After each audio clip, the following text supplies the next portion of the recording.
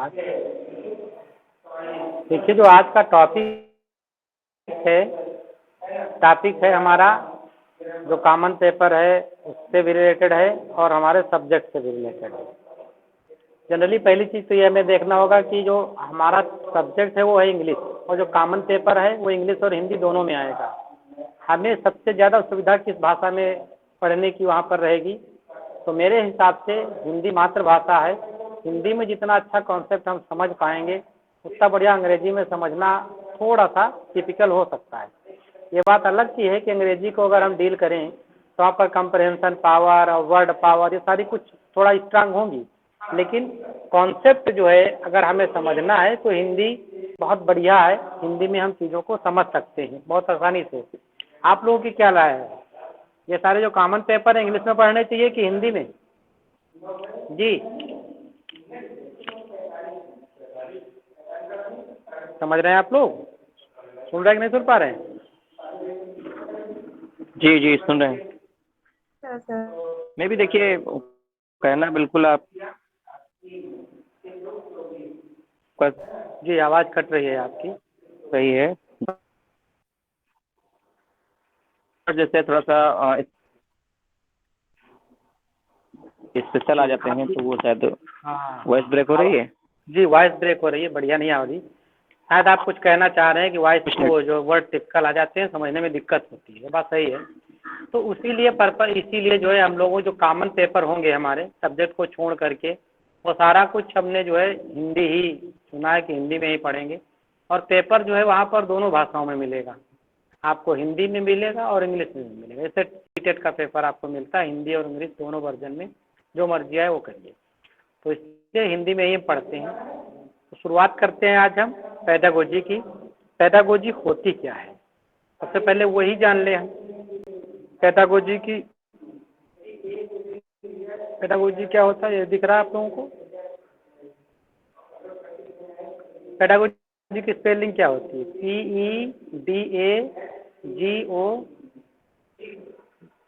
PEDAGOGY, pedagogy.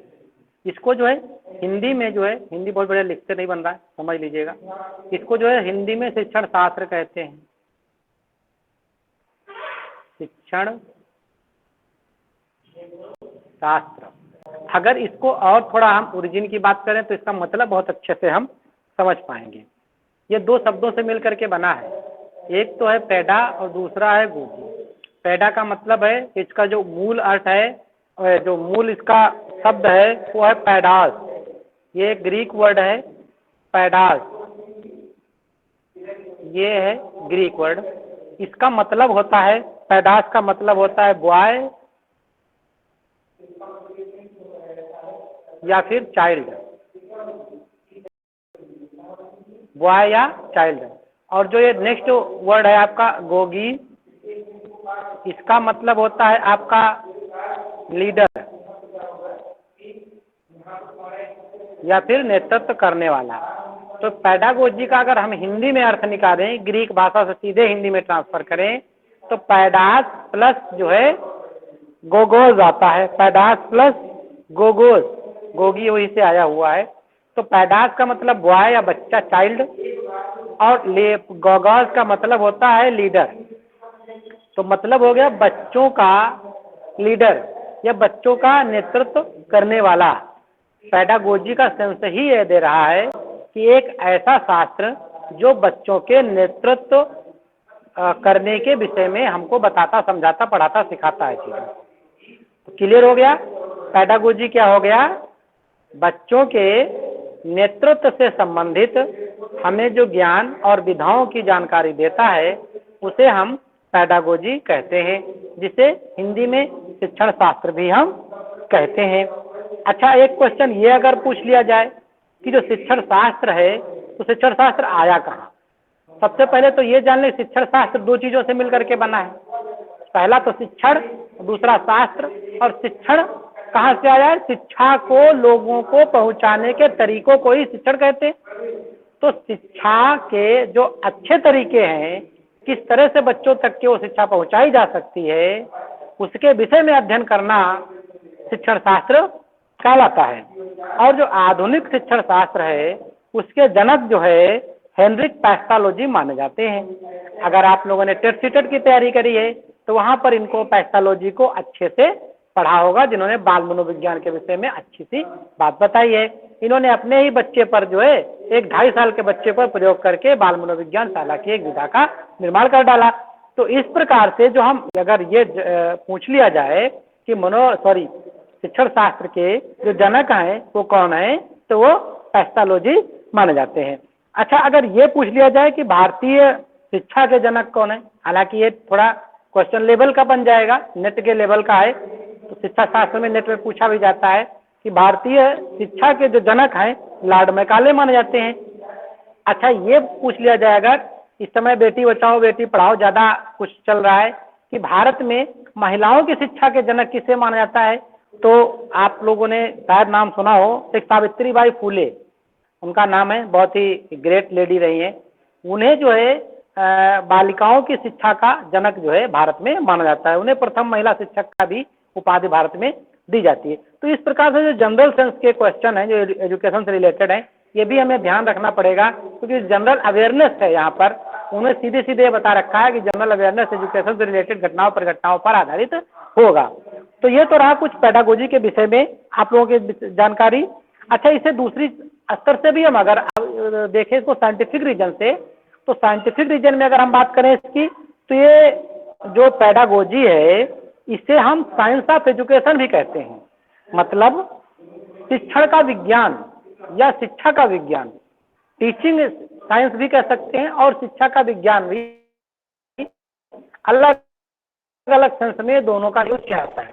मतलब एक ऐसा शास्त्र, एक ऐसा विषय जिसमें जो है हम शिक्षण के विषय में जानते हैं और उसके बाद सीखते हैं कि कैसे बच्चों को शिक्षा दी जानी चाहिए, उसे हम शिक्षण विज्ञान भी कहते हैं, साइंस ऑफ एजुकेशन भी इसे कहा जाता है। तो ये तो रही थोड़ा सा बैकग्राउंड की जानकारी कि आखिर शिक्षण होता क्या है। तो शिक्षण, अब हम ये समझ पाए कि शिक्षण बालकों के लीड करने या बालकों के नेतृत्व करने के विषय में जानकारी देने वाला विज्ञान शिक्षण शास्त्र कहलाता है। अच्छा, शिक्षण शास्त्र की जरूरत क्यों पड़ी? देखो, एक तो है होती है विषय वस्तु और एक होती है विषय वस्तु को लोगों तक के पहुंचाना। आप लोगों ने जनरली इस चीज को सुना होगा, सुन पा रहे हैं आप लोग? मुझे आवाज आ रही क्लियर सब लोगों को? जी सर। जनरली आप लोगों ने सुना होगा कि भाई फला टीचर जो है बहुत अच्छा पढ़ाता है और फला टीचर बहुत अच्छा नहीं पढ़ा पाता है, अच्छा जो है उनको ज्ञान नहीं पढ़ाने का, जबकि विषय वस्तु का ज्ञान उनको बहुत अच्छा होता है। तो जैसे हिंदी है, जब आप सीटेट का पेपर देते हो तो एक हिंदी आई, हिंदी में जो 15 नंबर सब्जेक्ट आ गया, 15 नंबर पेडागोजी शिक्षा शास्त्र आ गया। इंग्लिश का पेपर दे रहे 15 नंबर विषय आ गया, 15 नंबर शिक्षा शास्त्र आ गया। तो सीटेट ये पूछ रहा है आपसे कि जो 15 नंबर हम आपसे ये पूछ रहे हैं कि अंग्रेजी के कितना ज्ञान आपको है, मतलब विषय वस्तु का क्या कितना ज्ञान है, और 15 नंबर में हम आपसे ये पूछ रहे हैं कि उस विषय वस्तु को बच्चों तक पहुंचाओगे कैसे। अब बच्चों को पहुंचाने के लिए आपको कुछ सिद्धांत बनाए गए हैं, उन सिद्धांतों का अगर आप पालन करेंगे तो बहुत अच्छे से बच्चों तक के वो विषय वस्तु को आप पहुंचा सकते हैं। वो सारे सिद्धांत हमें शिक्षण शास्त्र में पढ़ने होते हैं। अब इसी तरह से जो है बच्चों को सरल भाषा में विषय वस्तु को उनके ज्ञान विवेक के अनुसार, उनकी व्यक्तिगत क्षमता के अनुसार उन तक के पहुंचाना, ये चीज जो है हमें शिक्षण शास्त्र या पेडागोजी से ज्ञान मिलता है।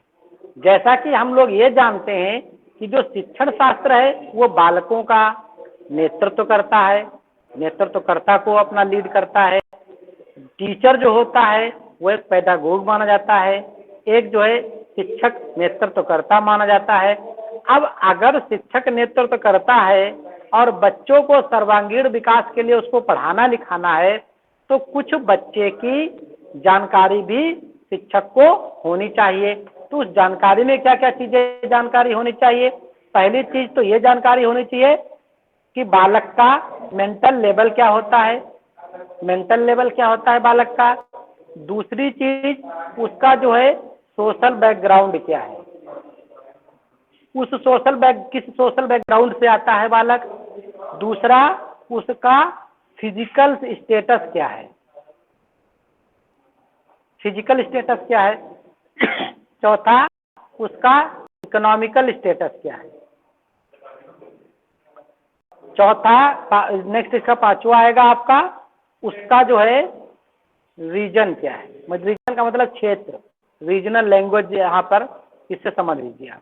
इतनी चीजें आप किसी बालक के विषय में जब जानेंगे तभी आप उसको अच्छे से अपनी चीज को बता पाएंगे। सपोज दैट मेंटल लेवल अगर बालक मंद बुद्धि का है या फिर कम उतना पर समझ पा रहा चीजों को, तो आपको उसके हिसाब से बात बताना है। ऐसा नहीं कि बोर्ड पे लिखा तुरंत दो बच्चों ने कह दिया हो गया सर, आपने बिगाड़ दिया, वो तो बच्चा रह जाएगा पीछे वाला। इसलिए आपको मेंटल लेवल उसका जानना है, उसका जो है सोशल बैकग्राउंड भी जानना है कि किस सोशल, अनुसूचित जात से, अनुसूचित जनजात से। जैसे आप जिस चीज में फॉर्म डालने जा रहे हैं वो ट्राइबल स्टूडेंट्स के विषय में बात कर रहा है, तो ट्राइबल स्टूडेंट्स की एजुकेशन पॉलिसी अलग होती है, जनरल बच्चों की एजुकेशन पॉलिसी अलग हमें बनानी पड़ती है, क्योंकि उनका जो है माहौल कुछ अलग होता है। दूसरा, फिजिकल स्टेटस, बालक जो है बीमार तो नहीं है, हैंडीकैप तो नहीं है, ऐसा तो नहीं कि उसको कम दिखता है, आदि चीजों का भी एक शिक्षक को जानकारी रखनी होती है। इकोनॉमिकल स्टेटस अगर पता है आपको तो बच्चों को जो है उस हिसाब से कि सरकारी सुविधाएं मुहैया करा देंगे, जो सरकारी योजनाएं आपकी चल रही हैं। दूसरा जो है रीजनल लैंग्वेज भी आपको पता होना चाहिए कि बच्चा जो है किस भाषा में बढ़िया से सीख पाएगा। इसीलिए जो इस पेपर में आपको रीजनल लैंग्वेज जो है कंपलसरी बताया गया है, उस पर 4 नंबर आपको 10 में लाने लाना है, 40% लाने लाना है। अगर रीजनल लैंग्वेज नहीं जानते हो तो फिर बाकी के पेपर आपके चेक ही नहीं होंगे। अब सपोज दैट आप हो अंग्रेजी के टीचर और बच्चा जो है हिंदी मीडियम का बच्चा आपके सामने आया है, बहुत सारी चीजें नहीं जानता है, तो उसको आप हिंदी का सहारा लेकर के अंग्रेजी तक के उसको लाना है आपको। या गणित है, गणित में बहुत सारी चीजें बच्चा नहीं जानता तो उसको उसकी रीजनल लैंग्वेज में आपको समझा करके यहाँ तक लाना पड़ेगा। तो रीजनल लैंग्वेज किसी भी बालक के शिक्षा में एक सहयोगी उपागम के रूप में काम करता है। तो ये तो रहा हमारा शिक्षण शास्त्र या हमारा जो पेडागोजी है, उसका जो है हम टेक्निकल नॉलेज लेने से पहले कुछ उसके बैकग्राउंड की जानकारी। अब हम जाते हैं इसकी टेक्निकल नॉलेज प्राप्त करते हैं, आखिर ये मैटर क्या है, क्वेश्चन कहाँ से कैसे बनते हैं। हालांकि जितना हमने बताया क्वेश्चन जो बनते हैं पेडागोजी के ज्यादातर समझ आधारित क्वेश्चन होते हैं, बहुत ज्यादा वहाँ पर थ्योरिकल या फैक्चुअल नॉलेज आपका काम नहीं करता है। आपकी कंप्रहेंशन पावर, आपकी समझ, आपके बच्चों के प्रति संवेदनशीलता कैसी है, आदि के आधार पर आप जो है प्रश्नों को अच्छे से हल कर पाते हैं। इसीलिए आपने देखा होगा लोगों को कहते हुए कि भाई साहब सीटेट का जब पेपर दिया, एक कोचिंग ज्वाइन करिया, वो पढ़ा, वो करिया, पर रट्टा मार लिया, पढ़ते पढ़ते हैरान हो गए, लेकिन जितना कुछ पढ़ा लिखा सीटेट में वो आया ही नहीं। आता इसीलिए नहीं है क्योंकि जो आप पढ़ते हो सीटेट वो नहीं पूछता है, जो आप पढ़े हो उसके आधार पर आपकी समझ क्या बनी है सीटेट वो पूछता है। तो हमें जनरली यहाँ पर पेडागोजी रटना नहीं है, पेडागोजी को समझना है। आई होप कि यहाँ तक जितना कुछ हमने बताया आप लोगों की समझ में आया होगा कि आ रहा होगा। अगर आ रहा है तो माइक ऑन करके हाँ बोल दीजिए, फिर हम आगे बढ़ते हैं जी। हाँ सर। चलिए ठीक है, थैंक यू। मतलब एक ही लोगों को आया, बाकी लोगों को नहीं आया, क्यों? बहुत बढ़िया समझ में आया, थैंक यू। चलिए ठीक है, मोस्ट वेलकम। अब आगे चलते हैं शिक्षण का अर्थ। ये हमारा फैक्चुअल नॉलेज है। फैक्चुअल नॉलेज में देखो जो नोट्स है ये हमने किसी बुक से उठाया है और इसको हम पूरा वर्ड टू वर्ड पढ़ने वाले नहीं हैं। हमारे मतलब की जितनी चीज़ें हैं बस उतनी चीज़ें हम पढ़ेंगे। भाई मार्केट में इसका मैटर अवेलेबल नहीं है, तो कहीं ना कहीं से हम मैटर उठा करके आप लोगों को लाए, आपके बीच में लाए हैं, और वहाँ से हम सिर्फ इम्पॉर्टेंट चीज़ों को पढ़ेंगे, बहुत ज़्यादा उसमें हम घुसेंगे नहीं जितना हमारे मतलब भरता है। टीचिंग का मीनिंग क्या है, शिक्षण का मतलब क्या है, शिक्षण क्या होता है, हम ऐसे जनरली इसको, वैसे तो इसमें लिखा हुआ है विद्यालय में सीखने सिखाने पढ़ने पढ़ाने प्रक्रिया शिक्षण का संपन्न की जाती, इसे ही शिक्षण कहा जाता है।